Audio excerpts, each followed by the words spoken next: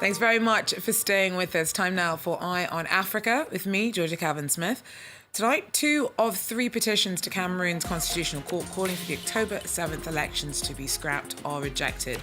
Results from the polls themselves are still not in, though. Also, tensions ramp up between DR Congo and Angola. Kinshasa has threatened to retaliate against Luanda's expulsion of around 200,000 Congolese immigrants since the start of the month. And consumers in the breakaway Republic of Somaliland in the north of Somalia turn to their mobiles to make payments. Using hard currency becomes increasingly cumbersome and inconvenient.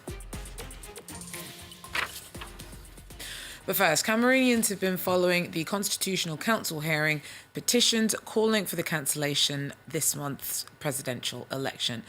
Thursday was the 3rd day of proceedings, though the results from the October 7th poll still aren't in. 3 opposition candidates had asked for the polls to be annulled because of alleged massive fraud. 2 of those requests have so far been dismissed, including that of opposition leader Maurice Kamto. Another petitioner has called for the ballot to be scrapped because of the disruption to the vote in English-speaking regions. Turnout there was less than 5% because of a violent Anglophone separatist uprising. How can we expect an already fragile and unprotected population to vote in such an unstable and insecure climate? We must honestly admit that there were no elections held in Bamenda. And I must say that to reorganize an election in 20 or 40 days would compromise the future of our country. We'll be getting a closer look at the day's proceedings from our correspondents, so do join us again when we're back in about 45 minutes. Now, during the hearing, lawyers also claimed that Anglophone separatists had torched the home of an opposition leader and kidnapped her sister. John Frude founded the SDF in 1990, and though he ran against President Paul Biya for the presidency 3 times, deferred to his deputy, Joshua Ose, in this year's race. Although Frude long opposed Biya's rule, he's fallen out with secessionists because he backs a federalist solution rather than the creation of an independent Anglophone state. Uganda's worried that it's at risk of Ebola cases crossing over from DR Congo. Though Kampala health officials have praised the handling of the epidemic by the neighbouring government, there are concerns that market days and unofficial crossing points could leave Uganda vulnerable. 107 people have died of the virus in DR Congo in the latest outbreak. But on Wednesday, the World Health Organization did say that the situation was not an international emergency. Ethiopia says that 1,147 young people have been freed from a military camp after having been arrested last month. Most were taken into custody over political violence that broke out at the time, and the arbitrary detentions were strongly condemned by rights activists. Police say that the detainees were freed after they were forced to go through constitutional and nation-building training.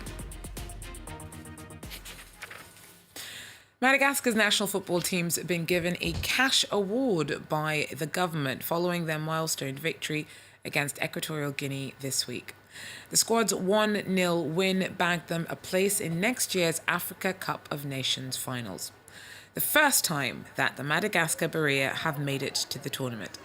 Now, the team's been rewarded with about 24,000 euros in total and national honours for their efforts. Madagascar is 106th in FIFA's world rankings, but have shocked their fans with their strong showing this year. I don't think anyone would have bet on us to reach the African Cup of Nations 2 years ago. Still, we had a very good performance, because I think we were the first to qualify with Cameroon. So it's huge. And we did it in 4 games only. There are still 2 games to go. So for me, it's really huge. Congratulations, Madagascar. We'll be following closely here on Eye on Africa. Now, DR Congo has threatened to retaliate over Angola's harsh treatment of Congolese immigrants. Around 200,000 have allegedly been violently forced out of the country's north since the start of the month. Laurent Berstecker has more. The tension is growing between Kinshasa and Luanda. The DRC threatened Wednesday to take international action against the allegedly violent expulsion of tens of thousands of Congolese migrants from Angola. The DRC invites the Republic of Angola to pull itself together and to launch a thorough investigation in order to establish responsibility for these reprehensible actions. Otherwise, we'll be forced to take the matter to the relevant international authorities. In early October, Angola launched a large-scale operation against illegal immigration, which mainly targeted foreigners working in the country's diamond mines. Some 30,000 Congolese migrants were then brutally expulsed and several killed, according to Kinshasa. Within 2 weeks, a total of 200,000 Congolese citizens had left Angola.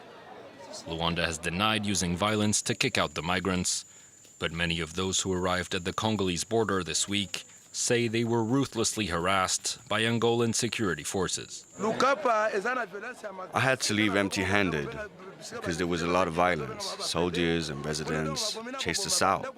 They burned our houses. The police took everything we had. The United Nations said Tuesday that human rights abuses had been reported on both sides of the border and warned that this mass exodus could threaten to destabilize the region. In the breakaway Republic of Somaliland in the north of Somalia, hard currency is pretty much worthless. People are now forced to carry around huge inconvenient stacks if they want to pay in cash. To get around the bother, more and more consumers are turning to their mobiles to make their day-to-day payments. Take a look. Abdi Hakim Osman is in the mood for a cold drink. But there's no need for him to get cash out. His phone does the job. This is Somaliland, a country where modernity and deprivation come face to face. When it comes to making payments here, most city dwellers use Zard, a mobile platform. We buy everything with Somaliland shillings using our mobile wallet. First, you have to load your phone with dollars, then you change them into Somaliland shillings. And after that, you can make your purchases in the local currency. You can have as much as 10, 20 or 30 million shillings. The country launched its own currency in 1994, but after years of political and economic instability, it has lost almost all of its value. You need handfuls of cash to make even the most simple purchases. In the streets of Hargeisa, you often see traders equipped with large stacks of paper money. For the first 3 years, $1 was worth between 7,500 to 8,000 Somaliland shillings, but now it's 10,000 shillings.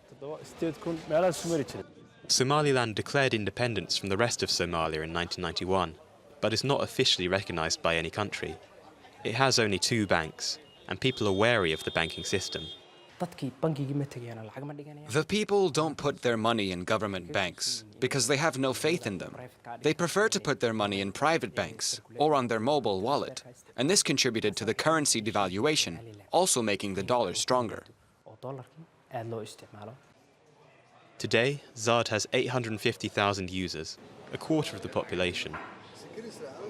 Critics of the platform are concerned about the lack of regulation, as this mobile money is not controlled by the central bank. For others, this new economic system, with its air of modernity, offers hope for greater recognition on the international stage. Well, that's it for Eye on Africa for now. Thanks for joining us. Do so again. Take care.